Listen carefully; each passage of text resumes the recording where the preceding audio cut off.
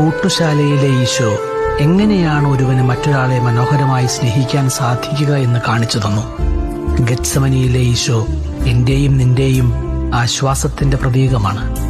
നാളെ എന്താണ് സംഭവിക്കുക എന്ന് മുൻകൂട്ടി അറിയാവുന്ന ആ മനുഷ്യൻ ജീവിച്ചു തീർത്ത ഓരോ മണിക്കൂറും ആകുലതകളുടേതാണ്.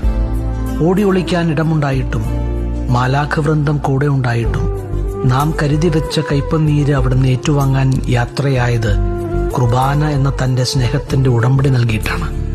ഇന്നലെയുടെ ദുഃഖഭാരവും നാളെയുടെ വ്യാകുലതയും എന്നെ തളർത്തുമ്പോൾ എനിക്ക് ആശ്വാസം നിന്റെ കുരിശിടമാണ്.